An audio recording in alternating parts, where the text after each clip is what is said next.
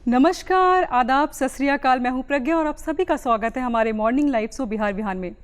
दोस्तों, ज़िंदगी में ख़त्म होने जैसा कुछ भी नहीं होता, क्योंकि हर सुबह हमारा इंतज़ार कर रही होती है। एक ऐसी सुबह जो उमंगों से भरी हो, एक ऐसी सुबह जो हमें नया अवसर प्रदान करती है, एक ऐसा अवसर जिसे हम अपने कर्मों को अच्छा करके अपने और अपनों का जीवन बेहतर बना सकते हैं। दोस्तों, जीवन में अगर सुख होगा तो दुख भी होगा, अगर खुशी होगी तो गम भी होगा, तो हम हताश क्यों हो। इसलिए जीवन में कभी भी नकारात्मक नहीं होना चाहिए और अपने जीवन को बहुत अच्छा और अपने कर्मों से अच्छा करके सकारात्मक सोचते हुए आगे बढ़ाना चाहिए। इसलिए कहते हैं ना कि ज़िंदगी में ख़त्म होने जैसा कुछ भी नहीं होता। और अगर ख़त्म होने की बात कहें दोस्तों, तो अगर हमारी ज़िंदगी में अगर कुछ ना ख़त्म होने वाली बात है तो क्या है दोस्तों? हम तो आते और जाते रहेंगे, जनरेशन हमारा आएगा और जाएगा, लेकिन एक ऐसी चीज़ है जो कभी ख़त्म नहीं होगी। जी हाँ दोस्तों, वो है हमारी पृथ्वी, हमारी प्रकृति। हमारी प्रकृति ने हमें बहुत कुछ दिया है और देते आ रही है, लेकिन हम क्या कर रहे हैं? टेक्नोलॉजी में आगे तो बढ़ रहे हैं, लेकिन कहीं ना कहीं हम अपने नेचर के साथ, अपनी प्रकृति के साथ अन्याय कर रहे हैं। दोस्तों, वक्त आ चुका है जागरूकता बढ़ाने का। वक्त आ चुका है कि हम सारे मिलकर के इस पर सोचें, इस पर अमल करें और कुछ काम करें, ताकि हमारी प्रकृति आगे चल के भी इसी तरीके से हरा भरा रहे और हमें आगे भी बहुत कुछ देता रहे। दोस्तों, इन तमाम चीज़ों पे बातचीत करेंगे हमारे बहुत ही खास गेस्ट से। फ़िलहाल वक्त हो चुका है हमारे कार्यक्रम को आगे बढ़ाने का और रुख करने का हमारे पहले सेगमेंट की तरफ। और जैसा कि आप जानते हैं कि हम हमारे पहले सेगमेंट में लेते हैं महापुरुषों द्वारा कहे गए अनमोल वचन और उनसे आशीर्वाद लेकर हम अपने कार्यक्रम को आगे बढ़ाते हैं। तो देखते हैं आज का अनमोल वचन क्या है।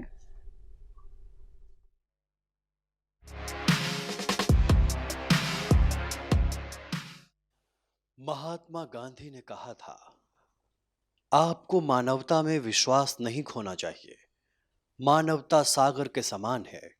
यदि सागर की कुछ बूंदें गंदी हैं, तो पूरा सागर गंदा नहीं हो जाता। हमारे साथ हैं डॉक्टर कुशाग्र राजेंद्र। आप हैं HOD earth and environmental science Amity university में। सर, आपका बहुत बहुत स्वागत है हमारे कार्यक्रम बिहार बिहान में। Thank you very much. Sir, जैसा कि हम बात कर रहे थे पर्यावरण के ऊपर, और हम आज बहुत ही इम्पॉर्टेंट टॉपिक को लेकर बात करने वाले हैं। सबसे पहले जानना चाहूँगी कि आज हम टेक्नोलॉजी इतनी आगे बढ़ चुकी, इतनी अपडेट हो चुकी है, फिर भी कहीं ना कहीं उसके कॉन्सिक्वेंसेस भी हम झेल रहे हैं। टेक्नोलॉजी को आगे बढ़ते के साथ क्या कुछ हो रहा है हमारी ज़िंदगी में? पर्यावरण में कितने नुकसान हो रहे हैं, इसके बारे में कुछ बताएं। मैं बधाई दूंगा बिहार बिहान टीम को, जिन्होंने इतनी अच्छी विषय को आज सबके सामने रखने का मौका दिया है। और पहला ही सवाल है तकनीक पे, और चूंकि हम आप तक पहुंच पा रहे हैं, इसमें भी तकनीक का बहुत बड़ा योगदान है। कह सकते हैं कि हमारा आज का वक्त है तकनीक का वक्त, मतलब this is age of technology. हमारे हर लाइफ से, मतलब जीवन के हर पहलू को तकनीक न सिर्फ छू रही है, पर सबसे बड़ी दिक्कत है कि वो अब रेगुलेट कर रही है।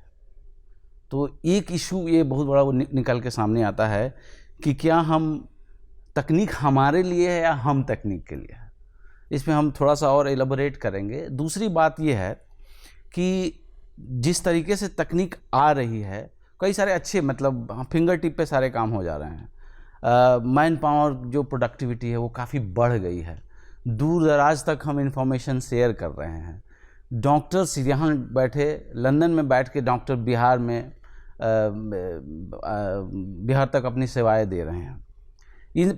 पर एक जो सबको समझने की चीज़ है कि जो जिस गति से तकनीक आ रही है, वो उस पर हम लोग को गौर भी करना चाहिए और उससे फ़ायदा भी उठाना चाहिए। और इस प्रकार की तकनीक को हम डिसरप्टिव टेक्नोलॉजी कहते हैं। इट मीन्स कि वाइप आउट कर दे रही है। जैसे कि स्मार्टफोन जब से आई, तब से पुराने फ़ोन ख़त्म हो गए, यानी कि एक नया इंफ्रास्ट्रक्चर डेवलप करना पड़ा, और करना नहीं पड़ा, अपने आप हो गया। अब ये बड़ी दूर की बात थी कि सरकार कोई योजना लेके आती है या उसको हर जगह पहुंचाना कितना मुश्किल काम था। जब आज़ाद हुए हम, तो रेडियो एकमात्र स्रोत था सूचना को एक जगह से दूसरी जगह ले जाने का। और इस स्मार्टफोन ने हमारे दूर बैठे दूर दराज के किसान को आराम से सारी सूचनाएं मुहैया करा देती है। आज जब कोई आपदा आने वाली होती है उसकी खबर दूर दराज तक कोस्टल इलाकों तक पहुंच जाती है और मछुआरे समुद्र में जाना बंद कर देते हैं पर्टिकुलर कुछ घंटे के लिए। तो बहुत इसके बहुत पॉजिटिव चीज़ें हैं, पर एक चीज़ मैं सबका ध्यान दिलाना चाहूँगा कि ये तकनीक हमको रेगुलेट ना करे। कई सारी अच्छी चीज़ें आ रहे हैं, आर्टिफिशियल इंटेलिजेंस हैं, ये कृत्रिम बुद्धिमत्ता जिसे कहते हैं, और उसमें सबसे बड़ा डर है एक स्पेकुलेशन होना। और इसमें कोई बुरी बात नहीं है, अगर नई तकनीक को देखने को समझने का नज़रिया एक विकसित हो, इसमें कोई बुराई नहीं है, नकारात्मक नहीं होना चाहिए। पर सोचना जरूर चाहिए कि कहीं ऐसा तो नहीं कि तकनीक हमको रेगुलेट कर रही है। कारण ये मैं इसलिए ध्यान दिलाना चाहता हूँ कि छोटे बच्चे आजकल जाएंगे तो आँख के डॉक्टर के पास लाइन लगी हुई है, उसमें मैक्सिमम मरीज आप देखेंगे या तो ओल्ड पेशेंट हैं, नहीं तो छोटे बच्चे हैं, क्योंकि स्क्रीन टाइम उनका बढ़ गया। तो इफ़िशियंसी घटेगी, उनकी प्रोडक्टिविटी घटेगी। अब बचपन में ही मोटे मोटे लेंस लगने शुरू हो गए। तो इस दृष्टिकोण से तकनीक जो है वो हमको अच्छे मतलब कुछ बहुत पॉजिटिव चीज़ें लेके आ रही हैं, पर साथ साथ कुछ नकारात्मक चीज़ें भी ला रही हैं। और हमको ज़रूरत है कि समग्रता में देख के तकनीक हम नियंत्रित करें, हम तकनीक से नियंत्रित ना हो। जी कुशाक जी, आपने बोला कि ये जो टेक्नोलॉजी की वजह से जो बच्चों पे ये असर हो रहा है या आम जनता पे भी काफ़ी असर हो रहा है। अगर बात करें कि इस तरीके की प्रॉब्लम्स हो रही है, पर्यावरण की बात करें तो हम एक ऐसे परिवेश में रहते हैं, पर्यावरण के परिवेश में हम रहते हैं। आज का पर्यावरण काफ़ी प्रदूषित हो चुका है जी। क्या कुछ समस्याएं हैं, क्या कुछ समस्याएं जिस पे हमें बात करने की ज़रूरत है, जिस पे हमें पहल करने की ज़रूरत है कि हम उसको कम कर सकें? ओके, चलिए मैं इस बात को तकनीक से ही शुरू करता हूँ। आज जीवन में हमारे जितनी अच्छी चीज़ें हैं, जितनी फिजिकल मटेरियलिस्टिक वर्ल्ड में हमारी जितनी अच्छी चीज़ें हैं, हमारे कपड़े हों, हमारे अप्लाइंसेज हों, आईफोन हो, स्मार्टफोन हो, टीवी हो, कंप्यूटर हो, डेस्कटॉप हो, हमारी कैमरे हों, सब कुछ उसमें तकनीक है। उसके पीछे एक तकनीक की एक बड़ी श्रृंखला है। हमारी लाइटिंग हो, अब हम आज से 50 साल पहले इमेजिन नहीं कर सकते हैं कि रात भी अब दिन जैसे हो जाएगा। हमने सब कुछ, हमारे लिए सब अच्छा हो रहा है।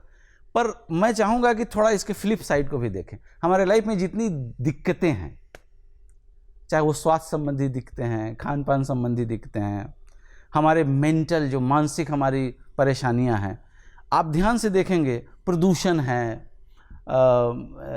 नेचुरल रिसोर्स का डिप्लीशन है, हमारा पानी गंदा हो रहा है। अगर ध्यान से आप देखेंगे तो कहीं ना कहीं तकनीक का बेजा इस्तेमाल शामिल है।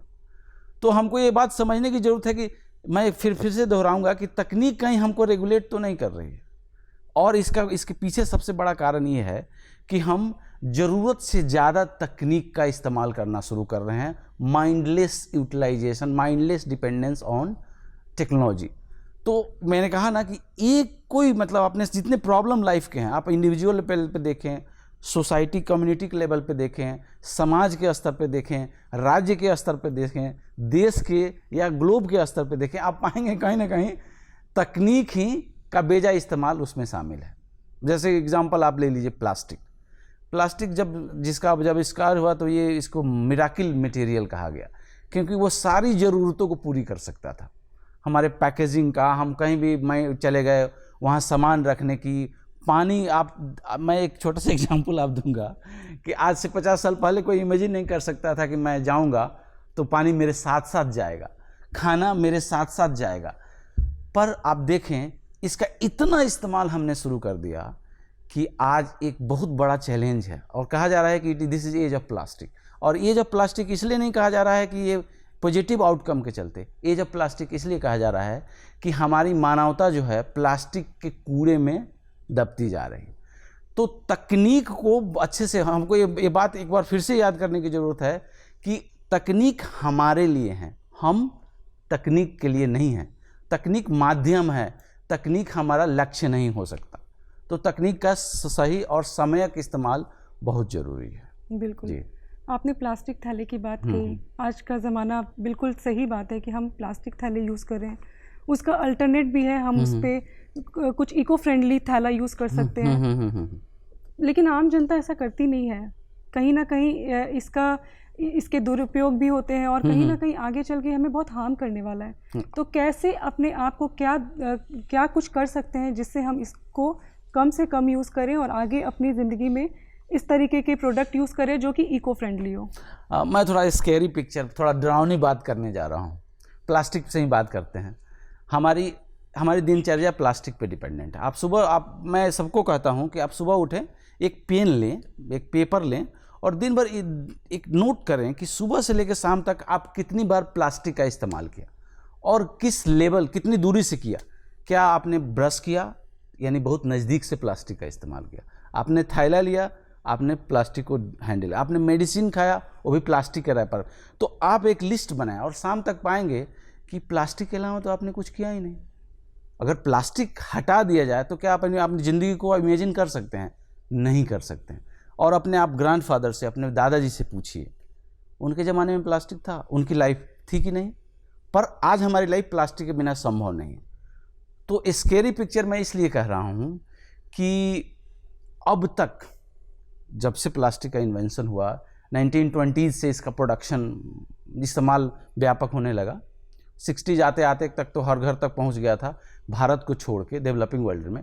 और 90s के बाद इंडिया में आया और अचानक से सब कुछ रिप्लेस हो गया हमारा। अब तक 8 बिलियन टन प्लास्टिक प्रोड्यूस हो चुके हैं, 8 बिलियन टन।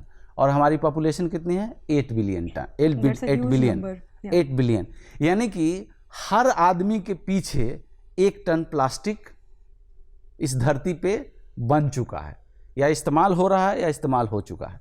आप समझिए, एक आदमी के लिए 1 billion ton plastic, 1 ton plastic produce हो चुका है। और हमको लगता है कि हमने प्लास्टिक इस्तेमाल किया और हमने फेंक दिया, we are free from it. मैं आपको एक और पिक्चर बताता हूँ कि आज तक आपने जितने मिनरल वाटर की बोतल पिए होंगे, वो मिनरल वाटर पृथ्वी पे कहीं ना कहीं पड़े हुए हैं, वो ख़त्म नहीं हुए हैं। और यकीन मानिए, आपकी अगली 10वीं पीढ़ी के बाद भी आपका इस्तेमाल हुआ प्लास्टिक का बोतल इस धरती पे पड़ा रहेगा। कम से कम 500 साल लगेंगे उसको डिग्रेड होने में। और स्कैरी पिक्चर इसलिए क्योंकि हम प्लास्टिक को थ्रो आउट किया, प्लास्टिक नदियों में गई, नदियों से समुद्र में गई, समुद्र में वो टुकड़ों में टूटी, जिसको हम लोग माइक्रो प्लास्टिक कहते हैं। उसको मछली ने खाया, तो जो कोस्ट पे रहने वाले लोग हैं उनके शरीर में प्लास्टिक गई। हम लोग को लगता है कि नहीं, हम बिहार में हैं, हम बच गए, क्योंकि कोस्ट में हमारे यहाँ सी फूड कितने लोग खाते हैं। नहीं, पिक्चर अभी बाकी है। वो प्लास्टिक, हमारा नमक कहाँ से आता है? आप ये इमेजिन करिए, आपका नमक कहाँ से आता है? हर घर में अब नमक सी सॉल्ट आता है। और सी सॉल्ट कैसे बनता है आपको पता है? समुद्र की पानी को सुखाते हैं, उसमें सॉल्ट बचता है, वही हम खाते हैं हर घर में। और समुद्र माइक्रोप्लास्टिक से भरा हुआ है।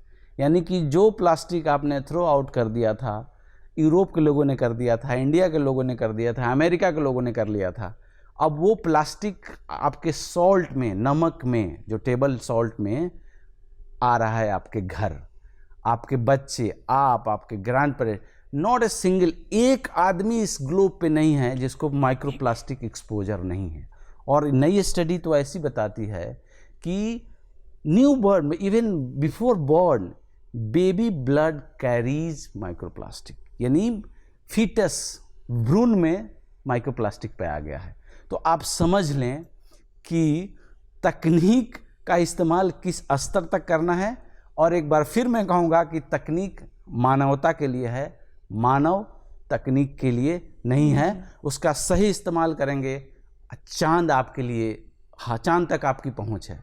उसका बेजा इस्तेमाल करेंगे तो फिर आप एक बड़े संकट को अपनी तरफ, और यही हम प्लास्टिक के साथ। और ये किस्सा केवल प्लास्टिक का नहीं है। अब कोई भी एग्जाम्पल लें, आप अपने हवा को ले लें। आप समझते हैं कि we are having the clean air, आप गंदा हवा सांस ले रहे हैं, और ये कहाँ जा रहे हैं? आपके ब्लड में, ब्लड तक जा रही। यानी कि आपके ही कर्म, हमारे ही मिसडीड हमको वापस आएंगे। बिल्कुल, जो कृत्रिम तरीके से जो हम कर रहे हैं वो हमें वापस प्रकृति रिटर्न में आपको दे रही है। इसलिए आप ये मत समझिए कि तकनीक एक शील्ड बनेगी, नहीं, तकनीक वो माध्यम बनेगी जो रिटर्न होके आपके पास आएगी। बेहतर है तकनीक का सही इस्तेमाल हम करें। प्लास्टिक का यूज़ है वो काफ़ी बड़ी समस्या हो चुकी है और प्लास्टिक जैसी तमाम आदतें हैं जो हमने अपने जीवन शैली में उसको अपना ली है, लेकिन हमें उसके कॉन्सिक्वेंसेस भी बहुत साल तक उसको झेलना पड़ेगा हमें। निवारण क्या है? क्योंकि हम यूज़ तो कर रहे हैं, हमारे पास ऑप्शंस की कमी है, तो इसको किस तरीके से हम इसमें सुधार ला सकते हैं और क्या कुछ कर सकते हैं जिससे हम इन तमाम चीज़ों का उपयोग कम से कम कर सकें? ओके, जैसे कि हम शुरुआती बात कर रहे हैं कि हमारा लाइफ जो है भाग दौड़ में फंसा हुआ है, तो इन सब बातों का सोचने का समय नहीं होता है। हमारे पास जो रिसोर्स मिला उसको हम इस्तेमाल करते हैं, क्योंकि हम अपने जद्दोजहद में इतने पैक हैं कि हमको बाहर सोचने की समय नहीं मिल रहा है। पर हमको सोचना तो पड़ेगा, क्योंकि अब ये लौट के हमारे पास ही आ रहे हैं। मैंने कहा जैसे कि हर सॉल्ट के रूप में आ रहे हैं। इसका मतलब कोई ऐसा घर नहीं हो जब बिना नमक, चाहे वो गांव में हो चाहे शहर में हो। तो अब तो हम पर उसका रिपरकशन आना शुरू हो गया है। अब ब्लड में पाया गया है माइक्रोप्लास्टिक, और ये कैसा माना जाता है कि ये कार्सिनोजन है। तो चीज़ें बदलेगी और बदल रही है। कई जगह पे तो कई एविडेंस हैं कि माइक्रोप्लास्टिक कॉज कर रहा है। तो मैंने कहा कि अब तो समझना पड़ेगा। अक्सर होता क्या है कि हम कोई प्रॉब्लम देखते हैं तो हम उस पर रिएक्शन करते हैं। जैसे प्लास्टिक का कूड़ा देखा हमने, या आज की खबर चली कि माइक्रोप्लास्टिक हमारे खाने में पहुंच रहा है, हमारे शरीर में जा रहा है, तो हम आनन फानन में एक्शन लेंगे। और शॉर्ट टर्म सोल्यूशन तो ठीक है, पर क्या लॉन्ग टर्म सोल्यूशन में प्लास्टिक से निजात हम पा सकते हैं क्या? और वो तब तक नहीं पा सकते हैं जब तक हम प्लास्टिक क्यों इस्तेमाल कर रहे हैं। हम प्लास्टिक इस्तेमाल कर रहे हैं, ठीक है, क्यों इस्तेमाल कर रहे हैं, इसका अगर आंसर हम जब तक नहीं ढूंढेंगे तब तक प्लास्टिक पे चाहे कोई लेजिस्लेशन आ जाए, हम 10% रोक सकते हैं, डरा सकते हैं, फाइन का खौफ दिखा सकते हैं, वो 10 से 20% तक हम इसमें कर्व कर सकते हैं, लेकिन हम इस्तेमाल को रोक नहीं सकते। कारण क्योंकि हमने रूट कॉज पे ध्यान नहीं दिया। और ये केवल प्लास्टिक के साथ नहीं है, चाहे वो पानी की समस्या हो, वायु प्रदूषण हो, ध्वनि प्रदूषण हो, जंगल के कटाव हो, वाइल्ड लाइफ का ख़त्म होना हो, एक कई सारी चीज़ें हैं।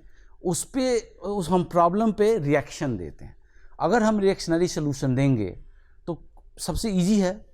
कई सरकारें ऐसा कर चुकी हैं पास्ट में और फेल भी हुई हैं। प्लास्टिक बैन, क्या प्लास्टिक बैन से कुछ होने वाला है? कुछ नहीं होने वाला है, क्योंकि फिर भी शायद 2022 जुलाई से सिंगल यूज प्लास्टिक बैन है, पर चोरी छिपे इस्तेमाल इसको हमने कोई मतलब झिझक नहीं होनी चाहिए, क्योंकि वो हमारे जीवन का इतना अभिन्न अंग है प्लास्टिक कि समय लगेगा और बदलेगा नहीं। कारण उसका ये है कि प्लास्टिक हमने बैन किया तो क्या हमने इंफ्रास्ट्रक्चर दिया जो बिना प्लास्टिक के लाइफ स्टाइल को प्रमोट करे? नहीं दिया। तो प्लास्टिक बैन से काम खत्म नहीं हुआ। अब ये समस्या है कि कोई स्ट्रक्चर जब खड़ा होती है, जैसे जब प्लास्टिक धड़ल्ले से यूज होता था तो उसके लिए पूरा एक इंफ्रास्ट्रक्चर था। प्लास्टिक कहीं बनता था, मार्केटिंग होती थी, बाज़ार में आता था और हम इस्तेमाल करते थे। तो वो इंफ्रास्ट्रक्चर कैसे डेवलप हुआ? वो इंफ्रास्ट्रक्चर डेवलप कैसे हुआ? क्योंकि हमको ज़रूरत थी प्लास्टिक के। हम ढूंढ रहे थे कि एक ऐसा मटेरियल हो कि हमको झोला नहीं ले जाना पड़े। जब जहाँ जैसे, ये तीन शब्द, जब जहाँ जैसे हम इस्तेमाल कर ले कोई चीज़, खाना खा लें, हमको हाथ ना गंदा करना पड़े, हमको सब कुछ सिंगल यूज़ और मेरा काम बन जाए। हमको कहीं दूर सामान लेके जाना हो तो अच्छी सी पैकिंग हो जाए और वो सील प्रूफ हो। इसीलिए था हमने सोल्यूशन क्या दिया, प्लास्टिक बैन। पर हमारी ज़रूरतों पे ध्यान दिया। हमारी ज़रूरतें अभी क्यों ऐसी की वैसी है। तो अब ज़रूरत पे ध्यान जब देंगे तो उसके अकॉर्डिंग आप इंफ्रास्ट्रक्चर बदलेगा। इंफ्रास्ट्रक्चर बदलेगा तो कोई प्लास्टिक यूज ही नहीं करेगा, क्योंकि हमारी, और ये कैसे आएगा, हमारे व्यवहार में चेंज आएगा। व्यवहार में कैसे चेंज आएगा? जब हमारे पास कोई अल्टरनेट होगा। इसीलिए कोई भी बैन, एनवायरमेंटल लेजिस्लेशंस में कोई भी बैन कारगर साबित नहीं हुई है। हम 10 से 20% तक कवर कर लेते हैं, पर लॉन्ग टर्म में, और इसका एक अच्छा एग्जांपल मैं बताऊंगा कि कैसे शुरुआती दौर में जब नियंत्रण की बात आई, चाहे प्रदूषण का मामला हो, चाहे कोई भी फॉरेस्ट कटाई का मामला हो, तो गवर्नमेंट ने ब्लैंकेट बैन, और ये केवल इंडिया में नहीं हुआ, ग्लोबली हुआ, चूँकि हम त्रस्त थे और हम रिएक्शन में, चूँकि हमको चाहिए था कि नहीं, बाकी चीज़ों जैसे हम लोग चुटकियों में सब कुछ करने की आदत थी ह्यूमन बीइंग को, क्योंकि हम इंडस्ट्रियल रिवोल्यूशन के बाद नॉलेज इकोनॉमी में थे। हमको गरूर था कि हमारे पास इतना नॉलेज है, हम जो चाहें कर लेंगे। तो हमने वो मॉडल अपनाया कि ban, plastic ban, forest cutting ban, पर नतीजा क्या हुआ? डेटा तो वही रहे, वही है। थोड़े थोड़े बहुत 10, मैंने कहा 10% कम आए। अब आई है समझ, तो अब हम काम कर रहे हैं रूट पे। कॉज पे। तो जो प्रॉब्लम दिखता है वो प्रॉब्लम है नहीं, उससे बड़ा प्रॉब्लम उसके नीचे है। वो कहते हैं ना कि हाँ, आप जो दिखता है उसके नीचे जो जड़ें हैं, हाँ, उस जड़ों को पहले निकालना जरूरी है, तो उसके बाद आप निवारण चाणक्य ने कहा था, बिहार की धरती पे हूँ, मतलब अपने घर पे हूँ, और चाणक्य को याद करने का इससे बेहतर मौका नहीं होगा कि अगर कोई प्रॉब्लम मानव जाति के लिए समस्या है तो वो उसको काटिए मत, उसका जड़ से विनाश करिए, और ये जड़ में ही समस्या है। आप सिम्टम का ट्रीटमेंट करेंगे, बीमारी नहीं जाएगी, आपको जड़ में, यानी कि अब जड़ में क्या है? प्लास्टिक का इस्तेमाल कैसे कम हो? हमको तो आदत है कि हम बाहर जाएंगे, खाना खाएंगे, फेंक देंगे थाली। अब ये फैसिलिटी तो ख़त्म होने वाली है, और जब ये फैसिलिटी ख़त्म होगी, यानी कि हमको खुद में चेंज लाना है, और ये खुद में चेंज लाने का प्रोसेस के लिए, चाहे वो गवर्नमेंट हो चाहे समाज हो, एक थोड़ा सा आपस में सोच समझ के रियलाइज करके, तब देखिएगा कि वो झोले ले जाने वाली परंपरा जैसे वापस आएगी, प्लास्टिक का इस्तेमाल धीरे धीरे कम होना शुरू हो गया। कुशाग जी, आपको नहीं लगता है कि जो आम जनता है उन्हें भी जागरूक होने की ज़रूरत है? क्योंकि रूट कॉज तो है, सरकारें काफ़ी सारी योजनाएं लाती हैं, प्लास्टिक जैसी बहुत सारी ऐसी चीज़ें हैं, बहुत सी ऐसी आदतें हैं जिसको ऑल ऑफ द सडन आप ख़त्म नहीं कर सकते हो, लेकिन ऐसी आदतों को जो उसको आप शामिल करके, जैसे प्लास्टिक की जगह थैला, बहुत से ऐसे लोग हैं जो इसका इस्तेमाल करने लगे हैं। उनको पता है कि इन्वायरमेंटल, हम प्रकृति से हैं, प्रकृति हमसे नहीं। अगर हम इसकी सुरक्षा नहीं करेंगे, अगर हम ऐसी चीज़ें नहीं अपनाएंगे जिससे हमारी प्रकृति को अच्छा हो, तब तक हमारा कोई निवारण नहीं है, हमारी आने वाली ज़िंदगी अच्छी नहीं होगी। बिल्कुल, तो इस पे बात करेंगे। अगर आपने प्लास्टिक की बहुत अच्छी से, आपने विस्तार से बताया कि इसके दुरुपयोग से कितनी सारी समस्याएं उत्पन्न होती हैं। हम ऐसे परिवेश में रह रहे हैं जहाँ पे कार्बन और जो कूड़े के जो कण होते हैं उससे एक स्मोक क्रिएट होता है, और ख़ासकर अगर शहरी क्षेत्रों की बात की जाए तो हम शुद्ध हवा भी नहीं ले पा रहे हैं, और इसके काफ़ी कारण हैं। जैसे आपने बोला कि रूट कॉज पे हमें ध्यान देने की ज़रूरत है, और जिस तरीके से हम इस्तेमाल करते हैं चीज़ों का, ठीक उसी तरीके से इस्तेमाल की वजह से गाड़ियाँ इस्तेमाल हो रही हैं। निवारण क्या हो सकता है? किस हद तक हम इसको कम कर सकते हैं? क्या कुछ अपना सकते हैं जिससे हमें शुद्ध हवा मिल सके? ओके, क्योंकि पर्यावरण का ऐसा विषय है कि प्रॉब्लम पे बात करेंगे तो सोल्यूशन खुद ब खुद दिखता है, क्योंकि पर्यावरणीय समस्याएं जो है वो हमारे व्यवहार की प्रॉब्लम है, और व्यवहार को सपोर्ट करता है इंफ्रास्ट्रक्चर। हम कार चलाना कार हमारा इस्तेमाल करना शुरू किए, तो पहले क्या था, आप देखेंगे कि आज से 20 साल पहले अगर एक कोई सर्वे आप करते, जैसा कि मेरा मानना है कि सिंगल कार में एक सवारी वाली कार बहुत कम ही मिलती, कार में पूरी सीट भरी। आज क्या देखते हैं, हमको लगता है कि 50% से अधिक गाड़ियाँ सड़कों पे जो चलती है वो एक आदमी कार चला रहा होता है। तो आप समझिए कि उससे क्या प्रॉब्लम है। एक तो जगह, एक आदमी के लिए पूरा जगह कार का, ट्रैफिक, दूसरी एनर्जी, क्योंकि कार तो हवा में चलेगी नहीं, उसके लिए पेट्रोल चाहिए। तो कई सारे प्रॉब्लम, और सोल्यूशन इसका क्या है?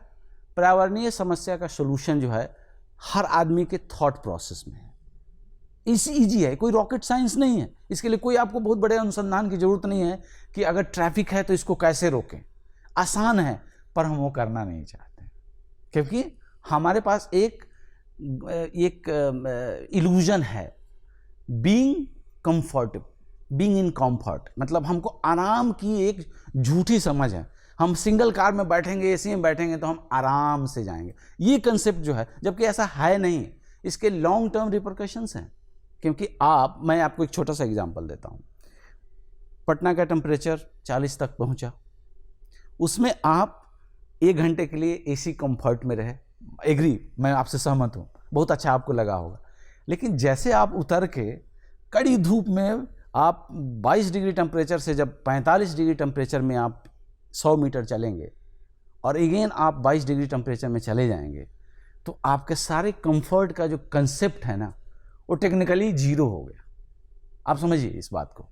तो ये ह्यूमन कंफर्ट ने और ह्यूमन बिहेवियर ने सारे प्रॉब्लम क्रिएट किए हैं। और ये फॉल्टी नोशन जो है, एक झूठ का एक हमने कंसेप्ट लगाया हुआ है कि हम अपने लाइफ को इम्प्रूव कर रहे हैं। इनफैक्ट हम अपने आप को हेल्थ की स्टेबिलिटी को कॉम्प्रोमाइज़ कर रहे हैं। और थोड़ी दिनों बाद ये समस्याएं दिखनी शुरू हो गई, चाहे हमारे सिटिंग पोस्चर की समस्या हो, चाहे आपको हीटिंग एंड थॉविंग जो बॉडी की हो रही है। बॉडी का टेम्परेचर तो 37 डिग्री है, वो तो फिक्स है। अब उसमें आप घाल मेल कर रहे हैं, आप 22 डिग्री पे अपने आप को कंफर्ट पे रख रहे हैं, आप प्रोडक्टिविटी बढ़ा रहे हैं, पर आप क्या रोड को एसी कर सकते हैं? नहीं कर सकते। यानी कि ये व्यवहार का मामला है। जिस दिन हम ये रियलाइज़ कर लेंगे कि हम हमारे एसी को चलाने के लिए ये अंदर की जो सर्दी है, अंदर का जो ठंडा माहौल है, उतना ही ज़्यादा आप एक्स्ट्रा गर्मी का माहौल बाहर क्रिएट कर रहे हैं। और हमारे शहर क्या बनते जा रहे हैं? Urban heat island. आपको आश्चर्य होगा जान के कि गांव से शहर का तापमान 5 डिग्री ज़्यादा होता है। अगर खासकर अब शहर के अंदर की तरफ चले जाइए तो आपका पूरा वायुमंडल का निचला परत जो है वो हाई टेम्परेचर जोन होता है।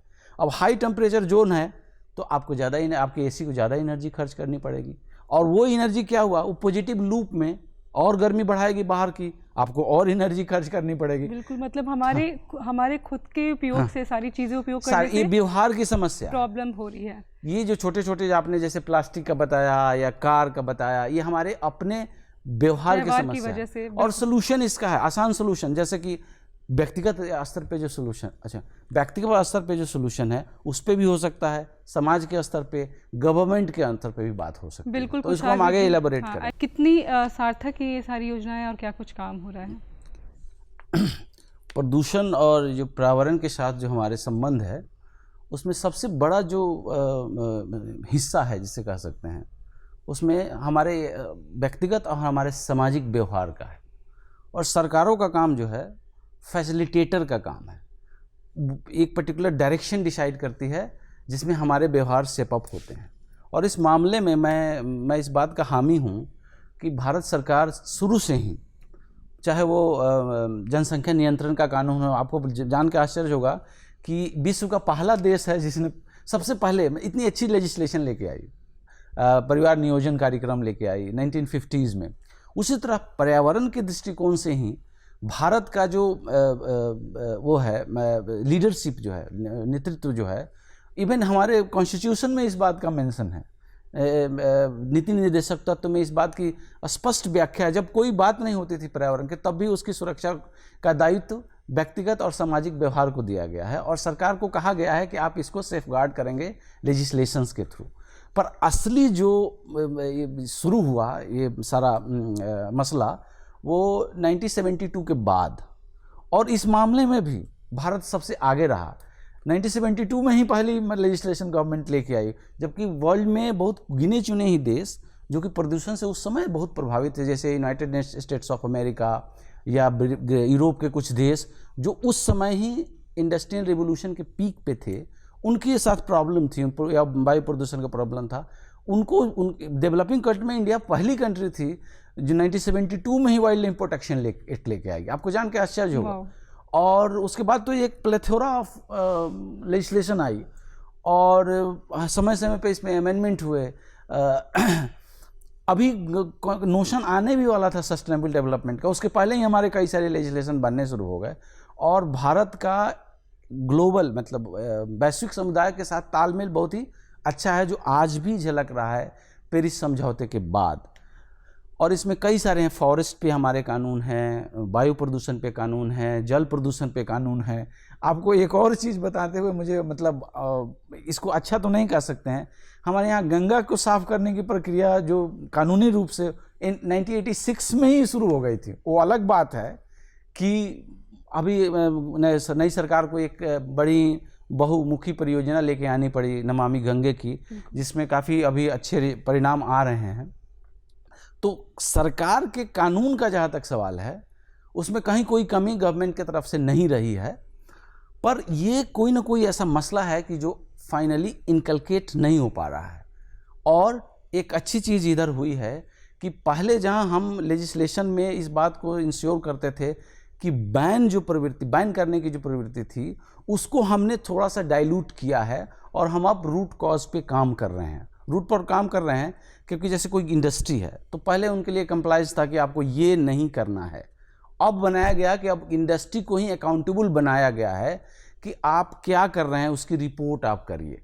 तो ग्लोबली एक नया ट्रेंड आया कि ban is the last process. पहले आपको अकाउंटेबल बनाइए, जो पार्टी हैं, जो इंडस्ट्री हैं, जो इंडिविजुअल हैं, उनको पार्टी बनाइए, और इसको कहते हैं रिपोर्टिंग रिजीम। अब सारा काम जो है प्रदूषण नियंत्रण का हो या पर्यावरण से जुड़े और भी मसले हैं, उसमें कहा गया है कि अब आप खुद ही रिपोर्ट करिए, गवर्नमेंट को आप खुद रिपोर्ट सबमिट करिए।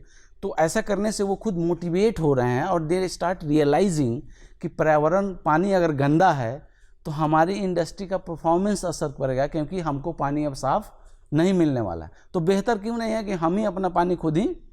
पर इसमें एक और बड़ी समस्या है कि अभी कई सारे ड्रॉबैक्स हैं, कई स्टेट्स काफ़ी पीछे हैं। हमारे अपने बिहार में इंडस्ट्री की जो है वो सबके सामने है, क्योंकि इंडस्ट्रियल रिवोल्यूशन के मामले में कई राज्य हमसे बहुत आगे हैं, हम अभी निचले पायदान पे हैं। तो गनीमत है कि हमको उन सब समस्याओं का झेलना नहीं पड़ रहा है। पर जो सामाजिक व्यवहार है, जैसे कि वायु प्रदूषण, उससे हमको झेलना पड़ा है। और पिछले साल बिहार के छोटे छोटे शहर मोतिहारी, कटिहार, पूर्णिया, गोपालगंज, सिवान, ये सारे शहर हॉट स्पॉट बने हुए थे एयर पोल्यूशन के मामले में। और ये पहली बार हुआ क्योंकि हम पहली बार मॉनिटर करना शुरू किया। हमें बहुत एक्सटेंसिव मॉनिटरिंग प्रोग्राम गवर्नमेंट ने शुरू किया। तो मैं कहा कि जैसे कि रिपोर्टिंग की तरफ गवर्नमेंट का ध्यान है, मॉनिटरिंग की तरफ गवर्नमेंट का ध्यान है, सो दैट कि एक अच्छी लेजिस्लेशन को कैसे हम धरती पे उतारें। और बिहार का मामला मैं अगर चाहूँगा, अगर समय मिलता है तो हम बिहार के वायु प्रदूषण पे अलग से बात करना चाहेंगे। बिल्कुल, हम ये बात समस्याएं करेंगे क्यों कुशाग्र हैं। जी। लेकिन अभी जिस तरीके से हम प्रधानमंत्री नरेंद्र मोदी के द्वारा एक नई मुहिम शुरू हुई है जिसका नाम है मिशन लाइफ, उसमें हर स्टेट आ रहा है, बिहार भी आ रहा है।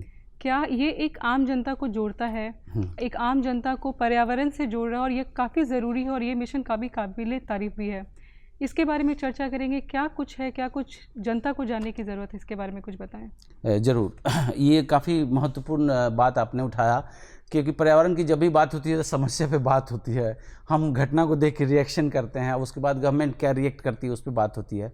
पर ये उन चुनिंदा भारत की तरफ से ये कह सकते हैं कि व्यक्तिगत स्तर पे, सामाजिक स्तर पे और वैश्विक योगदान है। जैसा कि योग का जो हमारे वाङ्मय की बहुत बड़ी विशेषता थी, उसको पूरे विश्व में तक पहुंचाने का काम किया है। उसी तरह प्रधानमंत्री की mission life style for environment, और ये कंसेप्ट जो है ये हमारे लोक संस्कृति का हिस्सा रही है। उसको जो एक डिस्कनेक्ट हो गया पिछले 25, 30, 40 सालों में, उसको प्रधानमंत्री ने नए सिरे से परिभाषित करने की कोशिश की है। और जैसा कि मैंने कहा कि पोल्यूशन या पर्यावरण के साथ हमारे संबंध है, वो न केवल गवर्नमेंट स्तर पे काम होने चाहिए, बल्कि समाज और व्यक्तिगत स्तर पे होने चाहिए। और ये व्यक्तिगत स्तर पे जो डूज एंड डू नॉट्स है, उसकी एक बड़ी सुंदर व्याख्या है। प्रधानमंत्री ने अपने इस कंसेप्ट को जब सबके सामने रखा तो दो कंपैरेटिव चीज़ें लेके आए। एक बोले कि mindful destructive consumption, mindless destructive consumption, एक मतलब है कि बिना मतलब सामान का इस्तेमाल करना। और उन्होंने कहा कि इससे बेहतर है कि हम माइंडफुल डेलिबरेट यूटिलाइजेशन करें। इट मीन्स कि हमने कहा कि शुरू में जब बातचीत शुरू हुई थी तो हमने कहा था कि हम एज ऑफ टेक्निक में आए, ये तकनीक का दौर है। फिर मैंने कहा कि नहीं, ये एज ऑफ प्लास्टिक है, ये प्लास्टिक युग है। बाद में हमने कहा कि ये नॉलेज का, ये ज्ञान का युग है। और अंत में कहना पड़ रहा है कि नहीं, ये सारी चीज़ें तो हैं, ये एज ऑफ कंज्यूमरिज्म है। हम लोग कंज्यूमर हैं, बाजार ने हमको कंज्यूमर बना दिया है। तो प्रधानमंत्री की ये पहल उससे हटके है, वो हमको पिछले लीक पे लाना चाहती है, जहाँ पे हमारे हर व्यवहार, हमारे छोटे से छोटे, हम क्या पहनते हैं, हम क्या खाते हैं, हमारी दिनचर्या क्या है, हम किस तरीके के वाहन का इस्तेमाल करते हैं, हम कितना पैदल चलते हैं, हम कहाँ किस रेस्टोरेंट में खाना खाते हैं, हम कौन सा सामान इस्तेमाल करते हैं, ये सारी चीज़ें मैंने कहा था कि सुबह उठ के एक पेन लेके बैठें और आप डेलिबरेट एक लिस्ट बनाएं, तो आपको पाएंगे कि आपको क्या करना चाहिए और क्या नहीं करना चाहिए। तो जो क्या करना चाहिए वही मिशन लाइफ है। आपको कौन सा खाना खाना चाहिए? अब आप राजस्थान में हैं और आप चावल खाएंगे, तो आप सोचिए कि जहाँ पानी नहीं है वहाँ चावल आपके लिए कहाँ से, बिहार से ट्रांसपोर्ट होके जाएगा। तो ये एनर्जी कॉस्ट आप ध्यान अगर आप दें तब तो ये काउंट होगा। बिहार में है, अगर आप चाहें कि मैं गेहूं खाऊं, रोज़ सुबह शाम गेहूं खाऊं, तो उसके लिए बिहार में गेहूं की प्रोडक्टिविटी फुलफिल करने के लिए बाहर से मंगानी पड़ेगी। तो क्यों नहीं हम सीजनल खाना खाएं जो अवेलेबल है? जैसे आम का मौसम है, तो मैं तो कहता हूं कि आम के मौसम में हमको केवल आम खानी चाहिए। इसका मतलब ये हुआ कि आप लोकल इकोनॉमी को भी सपोर्ट कर रहे हो। दूसरी बात हो गई कि वो आपके हेल्थ के लिए भी काफ़ी बेनिफिशियल है। तो बाज़ार में जाएं, पहले हमारे यहाँ एक कहावत है कि बाज़ार में जाओ और जो सबसे सस्ता फल हो, सबसे सस्ता वहीं खरीदो, वो तुम्हारे हेल्थ के लिए बहुत ही बेहतरीन है। इसका क्या मतलब हुआ? सबसे सस्ता वहीं फल होगा जो सीजनल होगा। तो ये हमारे करने की चीज़ है, ये हमारे अपने लाइफ स्टाइल की चीज़ है। हमारा थाली कैसा हो, हम कैसा कलम इस्तेमाल कर रहे हैं, हम कौन से कपड़े, आजकल टी शर्ट का बड़ा क्रेज है और ऐसा देखा गया है कि एक टी शर्ट बनाने में कई 1000 लीटर पानी की ज़रूरत पड़ती है। तो ये कौन सोचेगा? और ज़रूरत है कि इस मिशन को कम से कम सबको एक बार समझने की कोशिश करे, उसके बाद उसको क्या करना है नहीं करना वो खुद डिसाइड करे। मैंने कहा ना कि आप एक लिस्ट बनाएं और सुबह से शाम तक जो सामान आप इस्तेमाल करते हैं आप खुद जज करिए, क्योंकि पर्यावरण की सुरक्षा को समझना रॉकेट साइंस नहीं है, वो हमारे अपने व्यवहार पर निर्भर करता है। तो इस मामले में एक अनोखी पहल है और हमको इनफैक्ट याद दिलाया गया है कि आप अपने लोक परंपरा से जुड़िए, लोक संस्कृति को समझिए, क्योंकि मिशन लाइफ का सारा कंसेप्ट वहीं से आया है, आधुनिक समाज को और इनरीच करेगा। बिल्कुल। आपने इतनी अच्छी बातें बोली। अगर बिहार की बात करें, आपने जैसा बोला कि बिहार में बहुत ज़्यादा प्रदूषण है, वायु प्रदूषण बहुत ज़्यादा है। अगर कुछ मैसेज देना चाहें कि किस तरीके से व्यक्तिगत रूप से हर इंसान कुछ कर सकता है हमारे पर्यावरण के लिए, तो क्या कुछ होगा सर? बिहार पे मैं खासकर चूँकि ये नेशनल मीडिया ने भी इसको कवर नहीं किया और मैं चाहूँगा कि इस पर थोड़ा सा मैं अपनी बात रखूँ। अभी तक वायु प्रदूषण के मामले में दिल्ली बड़ा ही प्रमुखता से सबके छाया रहता है। जैसे सर्दियाँ शुरू होती हैं, एयर क्वालिटी इंडेक्स तो 999 से भी ऊपर कभी कभी चला गया है। पर बिहार का मसला थोड़ा सा डिफरेंट, बिहार का मसला थोड़ा सा अलग है, क्योंकि यहाँ पे कई सारे शहर पिछले साल पाए गए कि टॉप 10 में थे। जो भारत सरकार की रोज़ की एक लिस्ट जारी होती है 400 या 500 शहरों की एयर क्वालिटी, उसमें टॉप 10 बिहार के रहे। और कारण जब आप समझेंगे तो आपको मतलब लगेगा कि यही कारण हो सकता है। आप हर छोटे छोटे शहर के हाईवे पे चले जाइए, आपका सारे हाईवे प्लास्टिक गार्बेज के डंप हैं। बिल्कुल सर। तो मतलब बिहार को जागरूक होने की ज़रूरत है, प्रदूषण ना फैलाएं, आप ऐसे कार्य करें जिससे हमारे प्रदूषण को अच्छा हो। सर, कुसाक सर, आपसे बात करके बहुत अच्छा लगा। बिहार विहान में आने के लिए आपका बहुत बहुत धन्यवाद। जी थैंक यू वेरी मच, धन्यवाद। दोस्तों, कैसा लगा आपको हमारा आज का कार्यक्रम? हमें पत्र लिखकर ज़रूर बताएं और पत्र लिखने के लिए ले लें कलम और पेपर और लिख लें हमारा पता। हमारा पता है निदेशक DD बिहार, दूरदर्शन केंद्र पटना, फ्रेजर रोड पटना 800001। हमारा ईमेल एड्रेस है director.ddk patna@gmail.com।